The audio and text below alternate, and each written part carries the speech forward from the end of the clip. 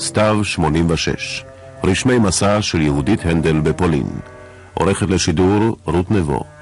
תוכנית שנייה, פולין בלי יהודים.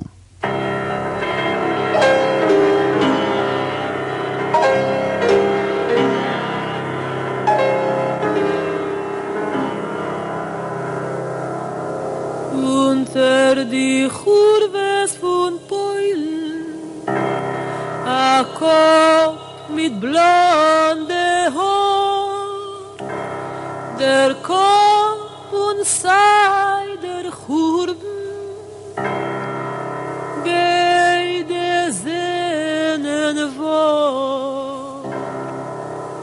Dolje meine Dolje, Dolje meine Dolje.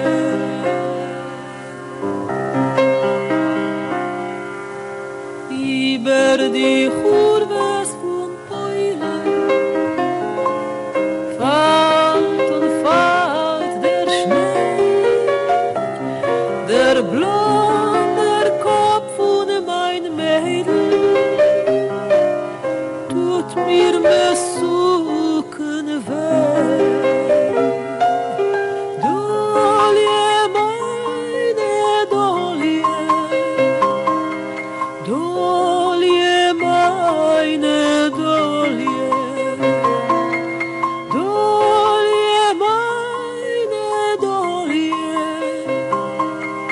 Dolje meine. כמה דברים ששמענו, וכמה ספרים שקראנו, וכמה עדויות, וכל מה שנאמר ונכתב במשך 40 שנה, ברגע ששומעים את המשפט פולין בלי יהודים, זה מצלצל מוזר, לא אמיתי, משהו שלא מן העולם הזה.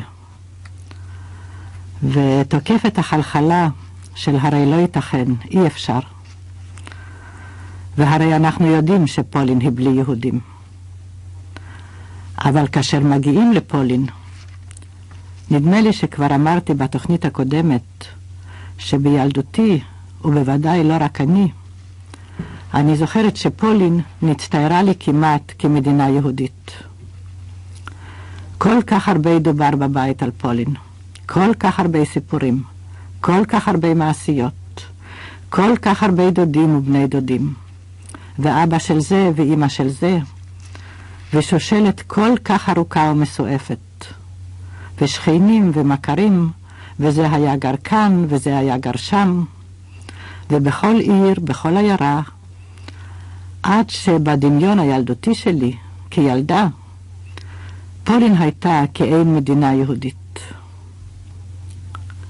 והרי היהודים חיו פה 1000 שנים. אז כמה שידעתי וקראתי ושמעתי שהיום אין בפולין יהודים, כשהגעתי לשם זה פתאום מכה בפנים, ואי אפשר להשתחרר מזה רגע אחד.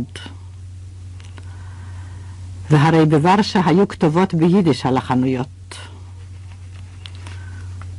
וכששוטטתי ככה וחיפשתי בתים וכתובות ושמות, כל הזמן הייתה מכה לי בראש המחשבה, והתחושה הערומה מאוד, החשופה מאוד, שפה היא פרונטלית, שוורשה היא בלי יהודים, פולין בלי יהודים.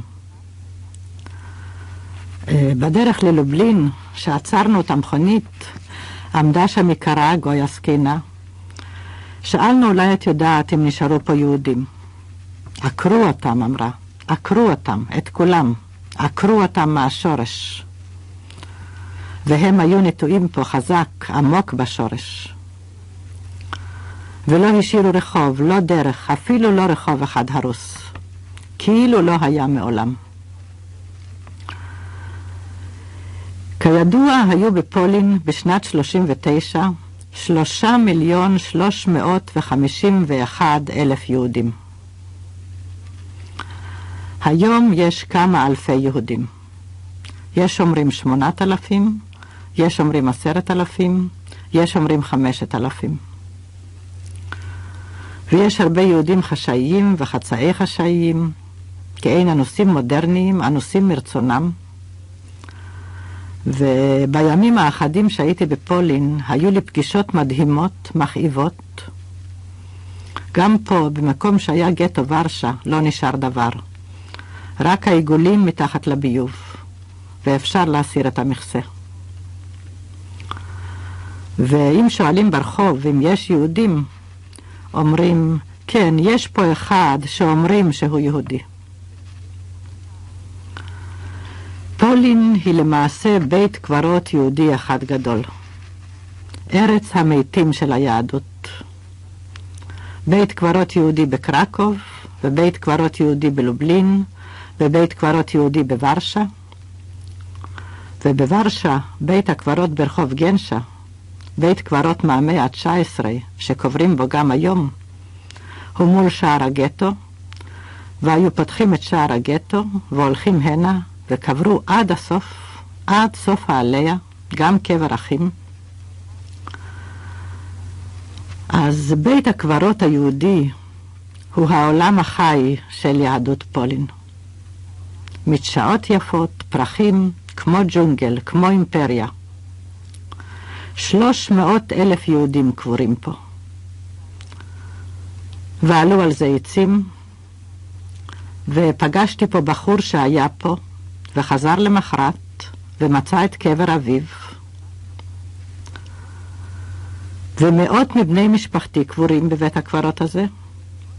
מאות בני הנדל קבורים שם, בבית הקברות ברחוב גנשה, היה אומר לי אבי. ומוזר, ואני לא יכולה להשתחרר מההרגשה הזאת. הרי ורשה נהרסה כולה. הופצצה ונהרסה עד היסוד. בית אחרי בית, רחוב אחרי רחוב. הייתה לטילי חורבות. אחד המקומות הבודדים ששרדו, שלא נהרסו, הוא בית הקברות היהודי הישן ברחוב גנשה. בית קברות שהוא סיפור יהדות ורשה. ורק לשוטט בו, לקרוא את הכתובות על המצבות. שוטטתי שם ימים, כמו במקום חי של תולדות היהודים. היה פה שומר יהודי זקן שידע כל מצבה. זה היה פמיליארי בשבילו, היה הבית.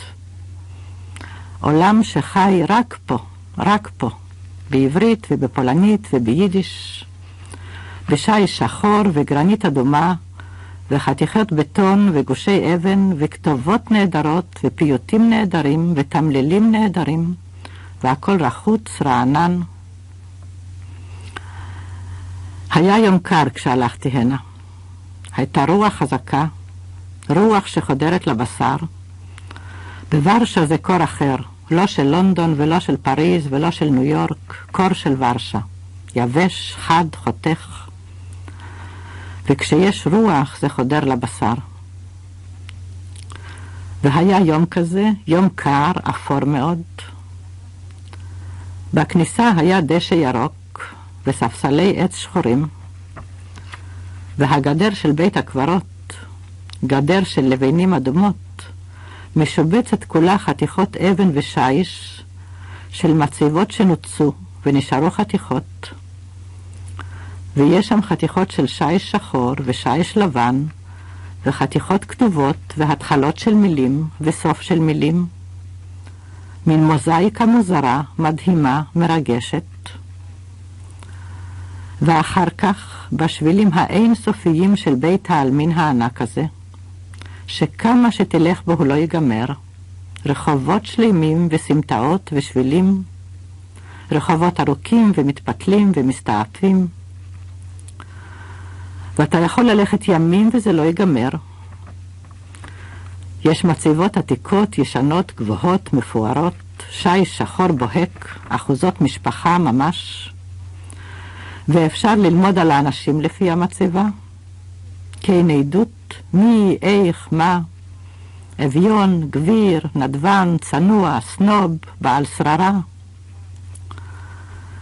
יש אחוזות קבר משפחתיות, בשיש איטלקי שחור ושיש אפור בכל 4 צדדים, ומוטות עץ כבדים להיכנס פנימה, עם כתובות נהדרות, חרוטות בשיש, וכתב סופרים נהדר עם חרוזים, והאות הראשונה, כמו בהרבה פיוטים, יוצרת את שם האדם שורה אחרי שורה.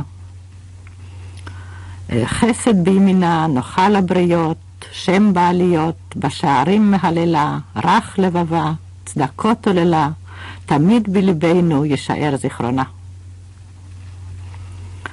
או מצבת קבר האישה היקרה מרת זיסל ברבי שמואל מנחם מנדל, 1899, ולעמדתי בפני הפיתוי. העתקתי את הפיוט של מרת זיסל, שבניה בשנת 1899 בוורשה חרטו על המצבה שלה. אמנו העדינה, אחת מבנות המעלה, נפש טהורה, אשת חיל עטרת בעלה, אם טובה לנו, אם לבני עמנו כולמו, 62 שנותייך, שני סובה היו למו, וכולי וכולי. ערומים הלבשת ורעבים הסבעת, וכולי וכולי. ולמטה כתוב, גבעה ונאספה אל עמיה ביום כ"א תשרי בשנה כך וכך. גבעה ונאספה אל עמיה. זו אשת רב מנחם מנדל הלוי. גבירה גדולה כנראה הייתה מרת זיסל הזאת, אשת מנחם מנדל הלוי. ועל מצבה של ילד, ישר דרך חורף תפארת, צץ ופרח כגפן אדרת. חוכמה איבה, דעת נחשף, ובעלומיו נקטף. ויש כזה זוב ירוק על הקברים, ועלים רעננים, בהירים צהובים של אחרי השלכת, מתעופפים באוויר, מאוד חי. או שי שחור ובאותיות עבריות גדולות, בולטות ומסולסלות, פחי תמרורים, סימן קריאה. ולמטה, אל לך אבן מצבה להגיד תהילתו, בשערים נודע מעשיו, חסדיו וצדקתו. או כתובת בעברית, בכתב מקושט ומאיר עיניים, על אבן שחורה ענקית, רק האדם הנשכח מלב מקף, הוא מת. ויש מצבות עם רגליים של אריה, ומצבות של עצים כרותים, ואפילו מצבות של אבן בזלת פראית, כמו פיסול מודרני, וכתוב בפולנית הנריק וול, 1836-1907,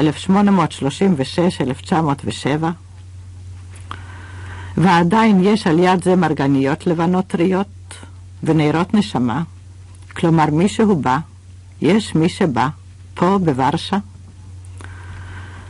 ויש כמובן המצבה המפוארת של י' ל' פרץ ושל אנסקי, קבר משותף, ושל אסתר רוחל קמינסקה ביידיש ובפולנית, וכתוב בפולנית אמא של הבמה היהודית, וביידיש דמאמה פון יידישן תיאטר, אסתר רוחל קמינסקה, ויש קובוץ תחת הרש, לא לטעות ברוחל,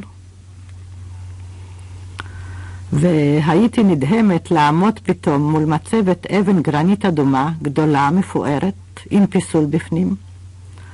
פיסול של אדם נושא לפיד בתוך האבן. כאילו אבן שלימה ומתחה יוצא אדם נושא לפיד. כאילו פסל לא מושלם. כאילו איזה מתח בין הפסל לאבן, משהו שרוצה לחיות. ונדהמתי לקרוא שם ששמעתי בילדותי מפי אבי בהערצה הרבה מאוד, בייניש מיכלביץ', 1876-1926, מנהיג הבונד. אבי, שהיה בונדיסט בוורשה, העריץ את מיכלביץ'. הוא היה מספר בהתרגשות שהייתה לו הלוויה הכי גדולה בוורשה, שכל רחובות ורשה היו מלאים בהלוויה שלו, שמאות אנשים בכו בהלוויה שלו. ופתאום אני עומדת מול האבן, פה, בוורשה הריקה מיהודים, אחרי כל כך הרבה שנים. אני בטוחה שאבי, שהיה אדם מאוד מאופק, אבל ביישן ומסמיק, היה פורץ בבכי. אצלו השפתיים היו מתייפחות. היה לו פחי גרוני כזה חנוק. ומצאתי פה את הקבר של נומברג, הסופר, הרש דוב נומברג, וקבוצת דוקטורים מאנשי הבוד, ויש מציבות שהן רק משטח אבן וגזע עץ טבעי אמיתי קרות ליד זה, קברים נמוכים, צנועים, של אבן אפורה שטוחה. וככל שהולכים לתוך עומק החורשה ועומק הקברים, אין סוף קברים. והגביר המפורסם כך וכך, וכתוב דוצנט כך וכך, או דוקטור לפילוסופיה כך וכך, עם כל הטיטלים וכל התוארים, בעברית ובפולנית. ופה נטמן הבחור החתן החשוב, משה יוסף ברבי הלוי שטיק גולד, שמת באופן טרגי בהיותו בן 26 לימי חייו. גם המתאבדים, ממש סיפור חיים מזעזע. במשפט אחד על המצבה, הבחור החתן החשוב. למה התאבד הבחור החתן החשוב לפני יותר מ100 שנה?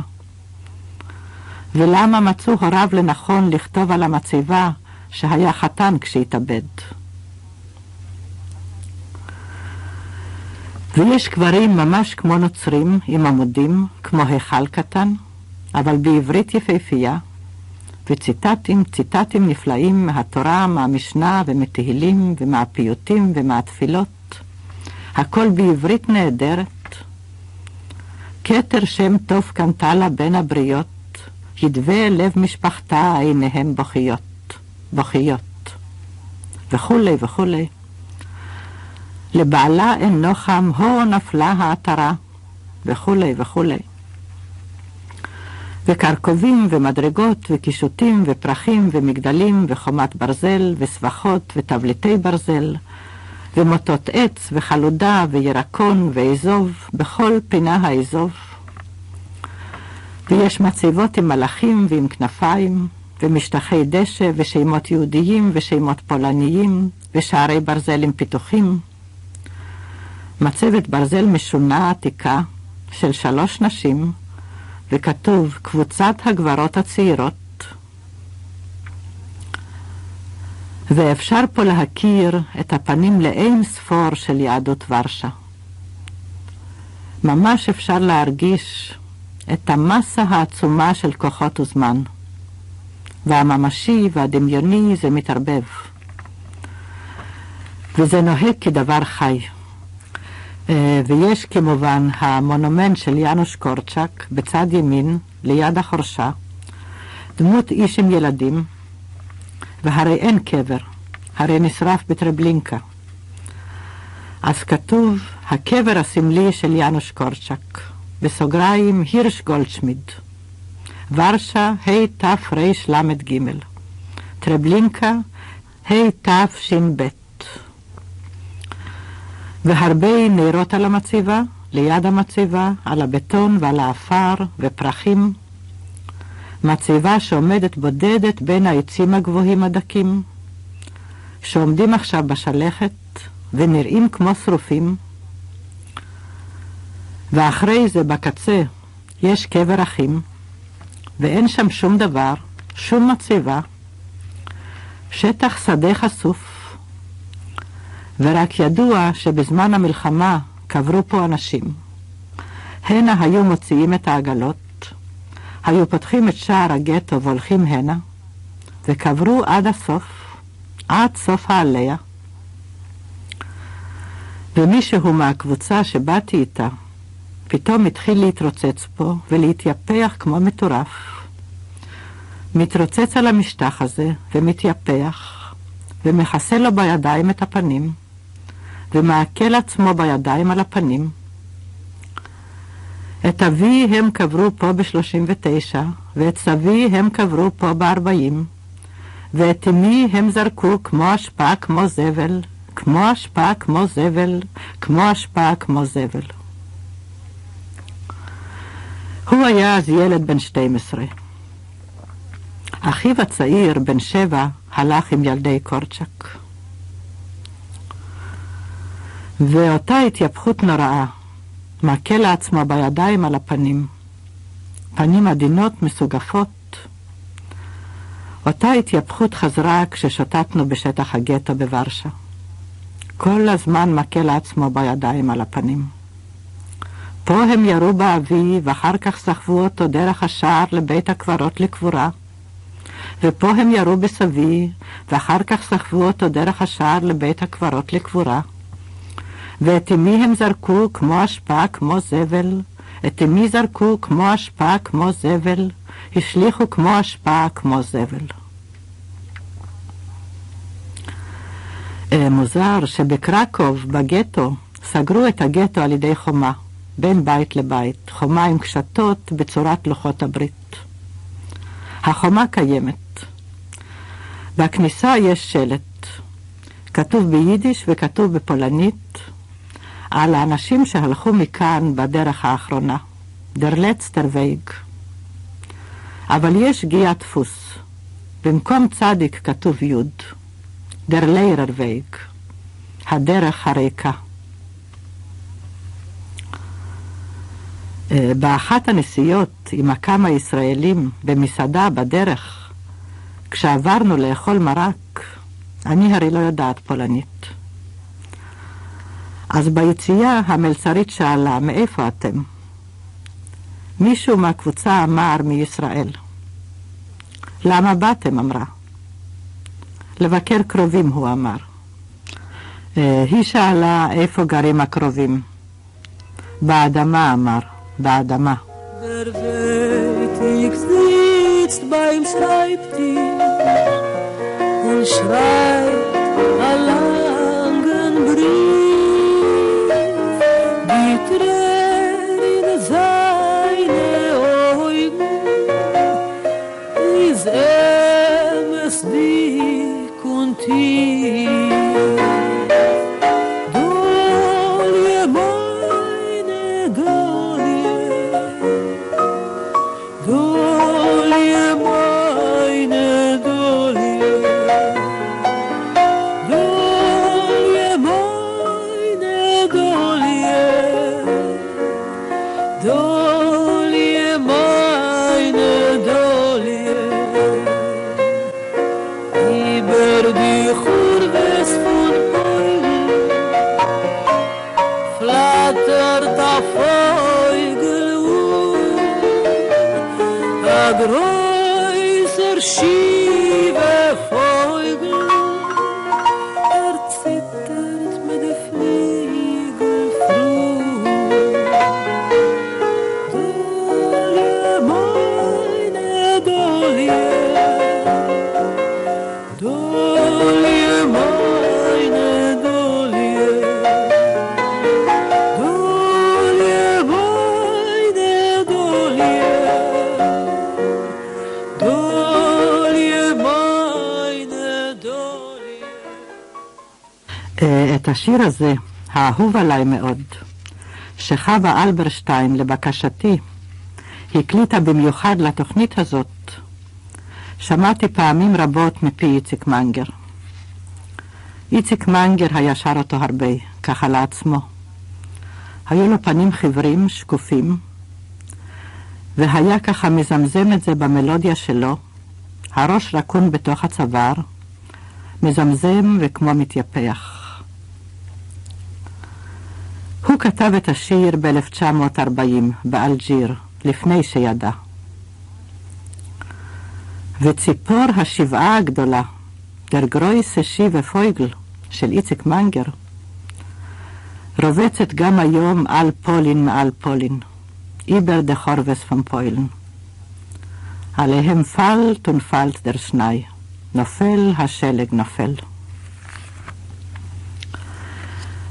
בוורשה, שאחד הרחובות הראשיים שלה הוא גם היום עלי ירוזולימסקי, שדרות ירושלים, ושם היום מתחילים בחפירות הרכבת התחתית לוורשה, וחוסמים בתים וכניסות של רחובות, ויש תנועה צפופה וטרמים עמוסים וקדושים. ורשה זו היא, כמו שאמרתי, עיר ריקה מיהודים. יהודים יש פה רק בבית הקברות ובארכיון. ועוד אספר על הארכיון, אם נספיק. אבל עוד לפני שנסעתי, החלטתי ללכת לראות את הבית בו חי יאנוש קורצ'ק עם הילדים. לא ארכיון קורצ'ק, הבית החי. ביררתי את הכתובת, קרוחמלנה 92. ובכן בוקר אחד, קר מאוד, נסענו לחפש את קרוחמלנה 92. הנהג הפולני הצעיר שלי, אנג'י, בחור נחמד בין 24-25, בגיל של הבן שלי, נסע ישר לרחוב קרוחמלנה. התברר שיש רק עד מספר 16. ב-16 יש צוקרניה ונגמר הרחוב. ובית קורצ'ק, איש לא ראה, איש לא יודע, איש לא שמע. אנג'י התחיל להסתובב עם האוטו, יצא מהאוטו, שאל אנשים, חזר לאוטו, עשה סיבובים בסמטאות, איש לא ראה, לא שמע. קרוחמלנה יש רק עד 16. אמרתי לו, לא ייתכן, נתנו לי כתובת 92. אמרתי לו, נשאל בצוקרניה. הוא אמר, בסדר, נשאל בצוקרניה. הם יודעים הכל. בתי קפה כמעט אין בוורשה. וזה לא אזור של חנויות, אין איפה להיכנס ולשאול. ורק הצוקרניה היחידה האומללה הענייה הזאת בכל האזור, מה שהיה פעם הרובע היהודי, מרכז שוקק יהודי. רחוב גז'יבובסקה ורחוב ז'לזנה, רחוב הפטריות, רחוב הברזל, ואוליצה ורונסקה, אוליצה חלודנה, רחוב העורבים, רחוב הקרה. ובכן קפץ מהמכונית, נכנס לצוקרניה, דיבר עם אנשים, עם בעל הצוקרניה, עם המוכרת. אין יאנוש קורצ'ק, אין קרוחמלנה 92. קרוחמלנה יש רק עד 16. הרחובות היו כמעט ריקים, שוממים, איזו ריקנות נוראה, מדכאה, עצבות נוראה. כאילו לא חיים פה אנשים, והרי כל הבתים מלאים מיושבים, ומיושבים צפוף. ובכן, שאלנו איזה איש, שאלנו אישה עוברת, הסתובבנו, איש לא ידע, נביים. אחרי הרבה פניות ושאלות והסתובבויות, אמרה אישה אחת שאם נקיף את הרחוב וניכנס לחצר פנימית, יש שם בית קצת הרוס, ישן, שלא נבנה מחדש, כמו שנבנתה רוב ורשה, ושם בקומת הקרקע, בחצר הפנימית, יש חלון שהווילון שלו תמיד מופשל, ועומדת שם תמיד אישה זקנה, כבת 80, והיא יודעת הכל. מי הולך, מי בא, לאן, איפה. עשינו את הסיבוב, מצאנו את החצר, באמת בית לבנים אדום, חצי הרוס, עדיין ממש חצי הרוס, כאילו אתמול הופצץ, ולא נגעה בו יד הזמן, 40 שנה. הרבה דלתות עץ נעולות עם בריחי ברזל, דלתות שפעם היו ודאי חנויות יהודיות, אוליצה ז'לזנה וגרוטאות. מצאנו את החלון עם הווילון המופשל, עמדה שם זקנה בחלון, אנג'י נכנס, שאל, והיא אמרה כן, יש קרוחמלנה 92. היום זה נקרא כך וכך. שינו את שמות הרחובות בוורשה.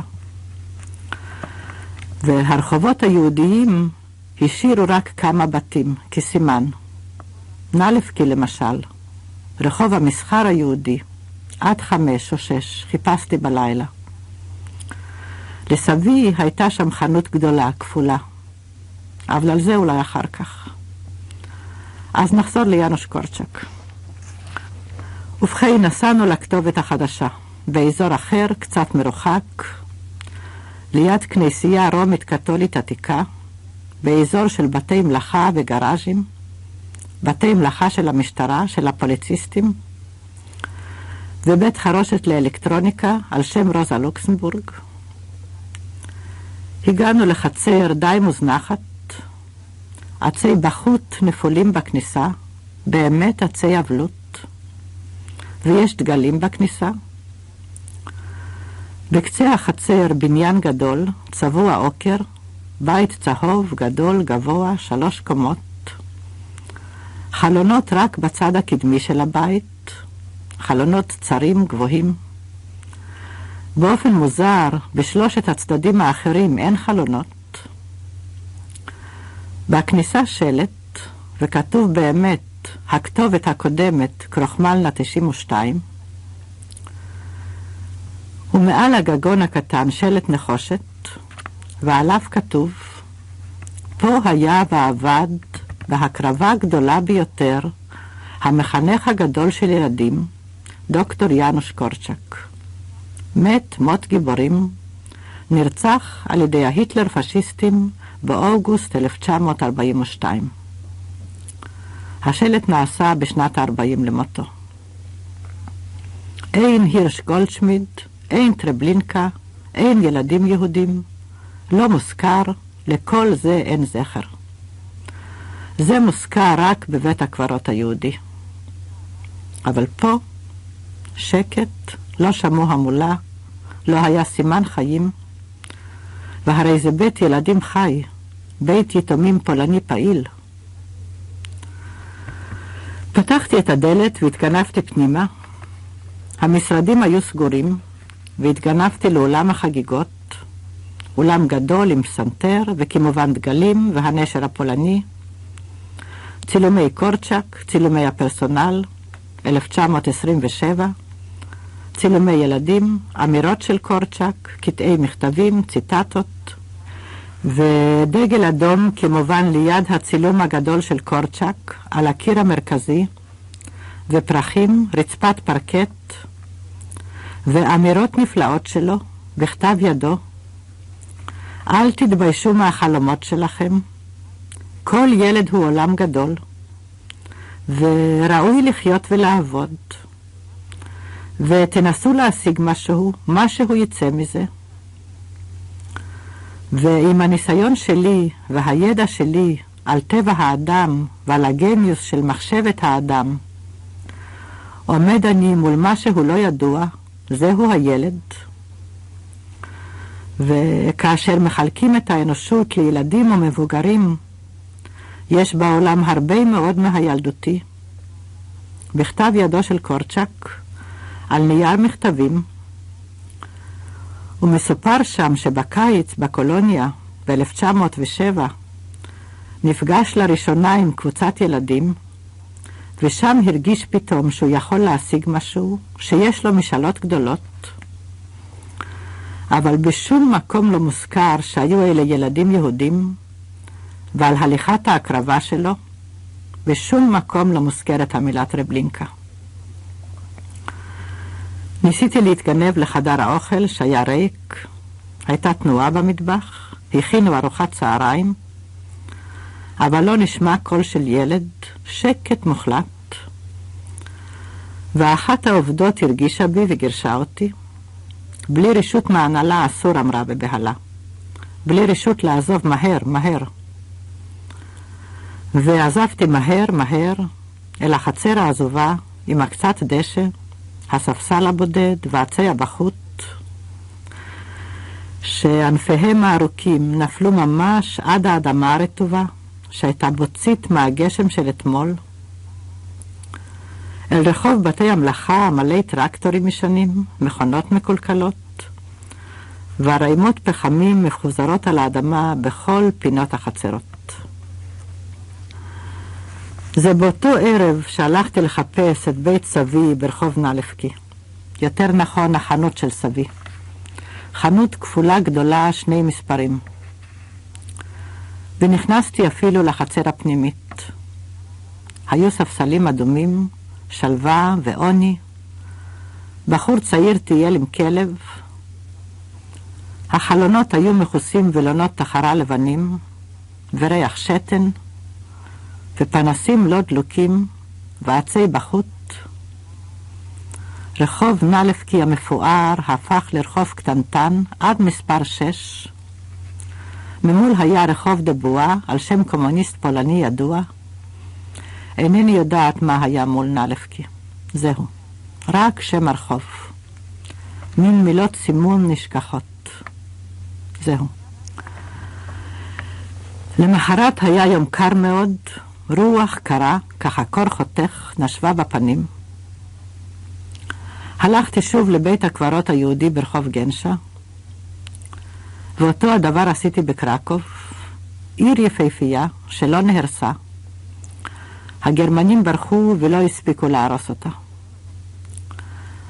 והיה פה רובע יהודי מפואר, קז'ימייץ, על שם המלך קז'ימייץ, מרכז למדנים. בקרקוב היו יותר מ300 בתי כנסת ושטיבלח. ופה נמצא בית הכנסת העתיק של הרמה, ומאחוריו בית הקברות היהודי, בית קברות עני, בית קברות של תלמידי חכמים, הקבר של משפחת איסרלס, וקבר הרמה שעליו כתוב ממשה ועד משה לא קם כמשה, וגלה כבוד מישראל, ומשה היה רועה צאן ישראל, וצדקות עשה ומשפטיו לישראל. ופה לא מצבות שיש, מצבות פשוטות עם פיתוחים, ורק בעברית, בכתב עברי נפלא. פה נטמן איש קדוש צדיק יסוד עולם. היום חיים פה 500 יהודים. 200 רשומים בקהילה. הם באים למסקת נשומס. ועל הבמה בבית הכנסת כתובת ענקית, שיביתי אדוני לנגדי תמיד, וכתובת קדיש דרבנן, וריק אין נפש חיה. ויצאתי לחצר, רציתי לעלות למעלה. המדרגות היו מכוסות עלים, לא רואים את המדרגות, ועזובה, רק הרימות של עלים. בקושי מבצבצת אבן השיש בין הרימות העלים. כמו שכבר אמרתי, אי אפשר להשתחרר מהרגשה שפולין היא בית קברות יהודי אחד גדול. סיפרה לי אישה צעירה יהודייה בוורשה שהתיידדתי איתה, סיפור מזעזע. הם נסעו לפני שבועות אחדים לתיקוצ'ין, לפתיחת תערוכה של ידיד, תערוכת צילומים של בתי קברות יהודים. בשכבה הדקה מאוד של האינטליגנציה היהודית בוורשה עוסקים בזה עכשיו הרבה. מצלמים את בתי הקברות ומתעדים ועושים תערוכות ומוציאים ספרים. שכבה החיה חיים של איים מבודדים, ועוד אספר על כך, שלא מסוגלת לנתק את העבותות. והם הלכו שם לבית הכנסת. וכשיצאו התברר שמישהו שכח את הכיפה שלו בבית הכנסת. והוא נכנס שוב ויצא עם הכיפה על הראש. ואז ניגשה אליהם אישה אחת, פולניה, גויה, כבת 60, ושאלה אותם אם הם יהודים. ואמרה שהיא מוכרחה לספר להם משהו. היא לא יכולה להחזיק את זה יותר. 40 שנה היא מחזיקה את זה. וסיפרה להם שבילדותה הוציאו פה בתיקוצ'ין 3,000 יהודים, משפחות שלמות וילדים, בני 14, 16, בחורף, בשלג. הפשיטו אותם ערומים והוליכו אותם ערומים ליער הקרוב. היא הייתה בת 12 וראתה את זה בעיניים שלה. בשורות 4, ושם ירו בהם. אחדים נשארו חיים ונקברו חיים. והיא הוליכה אותם ליער כ5 קילומטר מהעיר, ויש שם איזה אבן על קבר האחים הזה, על בור האחים הזה, אבן ביער, וכתוב פה נקברו 3,000 אזרחים פולנים שנהרגו על ידי הגרמנים. והם עמדו ככה ליד האבן, ביער. Der größer schiefe Vogel, mein der Schlagen gemiet, tragt auf seine Fliegel, das dosige treuer Lied.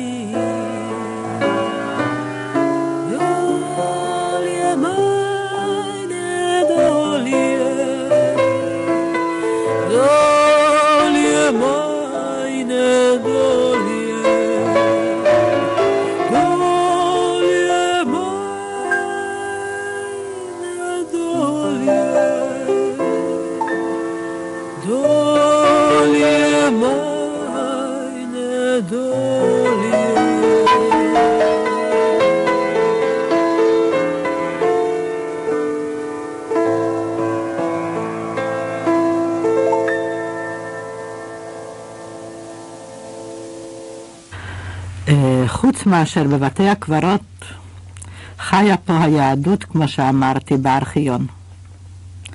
יש בוורשה ברחוב קלמצקי ארכיון יהודי, וישנם שם 2 הקדים של דוקטור אינגנבלום. הקדים בהם קבר את הדוקומנטים, קדים מלאים חלודה, והם ששמרו על הדוקומנטציה המזעזעת הזאת. אז הארכיון היהודי ברחוב קלמצקי, ואמרו לי שאי אפשר להיכנס לשם. החלטתי ללכת. ורק הארכיון הזה, ב3 קומות המרתף שלו, ואוצר המכתבים והתעודות שבו, הוא סיפור ל3 תוכניות. סיפור מרגש. ליוותה אותי בחורה שדיברה עברית. שאלתי אותה אם היא יהודייה. לא, היא פולניה. 2 ההורים? כן, 2 ההורים. איך היא יודעת עברית? היא לומדת באוניברסיטה. אפשר ללמוד עברית באוניברסיטה של ורשה? כן, יש הרבה סטודנטים. כמה? בשנה שעברה היו 4. השנה יש 7. ולמה? אני שואלת אותה. היא מביטה בי, מחייכת, מבוישת. אני עובדת פה, היא אומרת. משהו ביהדות מרתק אותי. אני מסוגלת לבכות מזה. הרגשתי שאני מוכרחה ללמוד עברית. היא משתתקת רגע, מביטה בי. כן, אני מסוגלת לבכות מזה, היא אומרת. מבט כזה נבוך, רטוב. טוב, אז נחזור לארכיון. יש פה כרטסת מדויקת. ניצלו 270,000 יהודים. ויש שם המשפחה, שם פרטי, הכתובת לפני המלחמה, הכתובת האחרונה. למשל כתוב, הכתובת האחרונה פריז, נתקע ונשאר, ועוד כותבים, עוד מחפשים, עוד מחפשים. ואני אומרת לעצמי שעד סוף כל הדורות יחפשו. ואני לא יכולה לעמוד בפני הפיתוי למשש את הניירות, תעודות אורגינליות מזמן הכיבוש, ורשה, קרקוב, צ'נסטוחוב, ולוץ', פוזנן, וערבוביה, תיקים לא מסודרים, גם תעודות גרמניות, למשל גהיימלדוגן של הגנרל גוברנטור, תעודות מקוריות משנת 43, ותעודות שמצאו בפרידהורף בברסלאו, ועוד מהמאה ה-18 עד 1938, עד המלחמה. והכל כתוב בגרמנית, בכתב יד מסולסל בגרמנית, את סגול ואת כחול ואת שחור, והכל מאוד מקושט, מאוד קליגרפי. כתב יד כמו ציור, וחליפות מכתבים עם תאריכים מדויקים, כתב יד של רבנים, פנקסים של בתי חולים, בתי ספר וחותמות אדומות. ומה שיורדים יותר עמוק, מרתף יותר עמוק, יורדים לזמן יותר רחוק, תקופה יותר רחוקה, וזה חי למשש בידיים, 1775, 1779, כתוב בפולנית ובגרמנית, כתב מסולסל, סיכומים, תקציבים, הוצאות, הכנסות. אלמנת אדם בשם שיה זיסקינד מבקשת פנסיה על שם בעלה, 1775. קטצ'נה לוז'נסקה מקמיניץ הלוותה 1,500 גולדן לפנחס גשנה ומבקשת את הכסף בחזרה, וזה כסף רב, היא כותבת, כסף רב. והתכתבות בענייני מסחר ורישיונות ואישורים, 300 מטרים של דוקומנטים, ערימות, ודיפלומות עם קישוטים מסביב וקשקושים באלכסון, ונייר מפואר ונייר דהוי ופתקאות בצהוב ופתקאות על נייר עטיפה, כתובות בחיפזון, ניכר החיפזון, הפחד, המהירות. והתאריכים מדויקים, 15 בינואר 1809, כתוב חצי דף כמו שיר, בשורות ארוכות, על נייר אפור, כמו נייר עיתון, וספרי חשבונות ענקיים מקורחים עם חשבונות וסיכומים ומספרים, עם קווים מדויקים בסרגלים מדויקים, מסודרים להפליא. ואני מוציאה ספר, מתברר, ספר המתים בשנת 1884, בצד ימין עברית, בצד שמאל גרמנית. הילד בן יוסף פולברמאחר הכהן, האישה טויבה אשת החכם מנחם, האישה רויטל אשת הרופא מר יוסף אליעזר לנצברגר, הילדה שיינדל בת אהרון נתן שיבר, החכם זלמן בן מרדכי מרמלשטיין, סירל אשת רב אלתר, ופנקסים, פנקס בנז'ין וטויזנטיור פלונסק, ופנקס קולומי, פנקס זמוש ופנקס קרמניץ, שורות ארוכות אין סופיות, ספר החיים והמתים של יהודי פולין. ונוגעת עד הלב ומזעזעת דווקא הפגישה עם היהודים החיים, בעיקר הצעירים שבהם, ובעיקר האינטליגנציה. ופגשתי אחדים, ואני מוכרחה על זה כמה משפטים.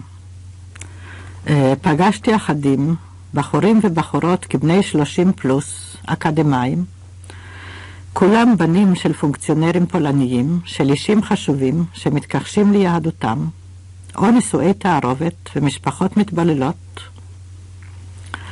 אמרו לי שיש כ-200 כאלה. לומדים עברית, לומדים יידיש, פה באוניברסיטה בוורשה. הסבא היה קומוניסט חשוב, והנכד פתאום אומר דברי פיוט בעברית. יש כאלה שרק ב-68 שמעו שהם יהודים. ב-68 אחד ההורים קרא להם ואמר, אתה יודע, אני יהודי, או אני יהודייה, ואני נוסע לדנמרק, כי שם יש לי קרובים יהודים. כאילו פועלים באיזה אופן נפתל אותם התהליכים הבלתי פוסקים של הזמן, ובקרב הקבוצה הזאת, הקטנה, האליטיסטית מאוד, יש געגועים עצומים ליהדות. חיים כמו עליים מבודדים, לא מסוגלים לנתק את האבותות. הוזמנתי בליל שבת לבית של אישה צעירה מקסימה, ממשפחת בצ'פסקי, וודקה בצ'פסקי מלבוב, ויסקי וליקרים. חברה גדולה שעשתה וודקה מצוינת, וודקה מתוקה. והיו במשפחה רבנים אחדים, והיה בישוף קתולי. אמא היא בצ'פסקי מהבית. והאבא עיתונאי, מכחיש שיהודי, קצת סירס את שמו. אבי, היא אומרת, הוא כמו דגל ברוח. לאן שנושבת הרוח כמו דגל הוא עף. הוא כותב על כלכלה בעיתון חשוב.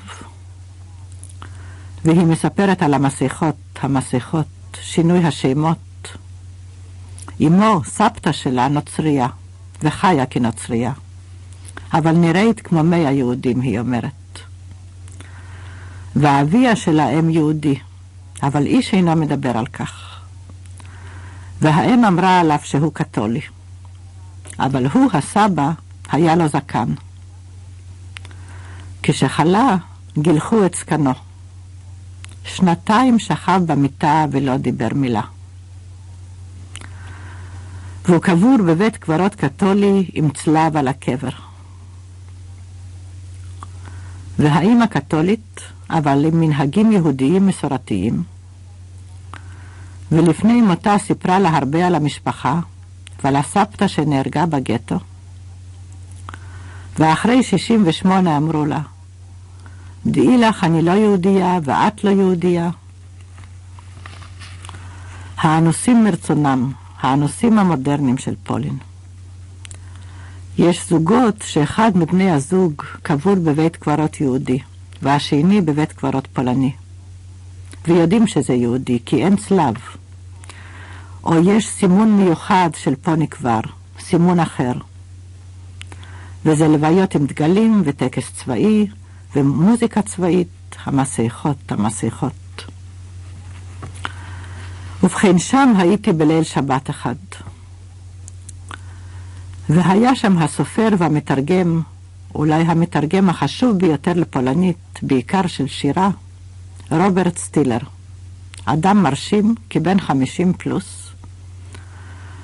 תרגם עכשיו את רילקה לפולנית, ומתרגם את איציק מנגר לפולנית. והייתה ביולוגית צעירה ולינגוויסטית צעירה ועוד. והם הזמינו אותי לקבלת שבת בדירתה. דירת 2 חדרים בקומה הרביעית ברחוב סנטורסקה. 2 חדרים קטנים, עמוסים, מצופפים. בהם ישבנו בלב ורשה, חבורה קטנה על הרצפה. דיברנו עברית ובז'תה, עם עיניים כחולות גדולות ונוצצות. ברכה על הנעירות בעצימת עיניים, ובתנועה סיבובית, תנועה ממש כמו של סבתא שלי. ולא ראיתי את התנועה הזאת ואת עצימת העיניים הזאת מאז סבתא שלי. ושתו יין, וברכו על היין, ושרו אדון עולם אשר ברא, ושרו לך דודי לקראת קלה, ושרו בואכם לשלום מלאכי השלום, ורבון כל המעשים, אדון כל הנשמות. והם הכניסו לספר התפילה את חנה סנש ואת אשרי הגפרור, ודיברו בעוינות ובכאב על ההורים, וסיפרו על חברה שאביה מת לפני שבוע, והמשפחה קברה אותו בבית הקברות הפולני, וכתבה, פה נקבר טווארש צ'יפולקובניק, אבינו היקר והאהוב. וצחקו בכאב בחנק. ושוב שרו נשמת כל חי, וסיפרו לי סיפורים שלא יאמנו, ושאולי עוד אספר פעם. והקשבתי לאדון עולם אשר ברא, ויוצר אור ובורא חושך, ורבון כל המעשים, אדון כל הנשמות. ולזמירות המלאות געגועים, באמת כסופי נפש, עם קידוש מוזר, בדירה הפולנית הקטנה הזנוחה, עם חדר המדרגות המוזנח, שריח עובש עולה ממנו, בקומה הרביעית ברחוב סנטורסקה, בוורשה הריקה מיהודים.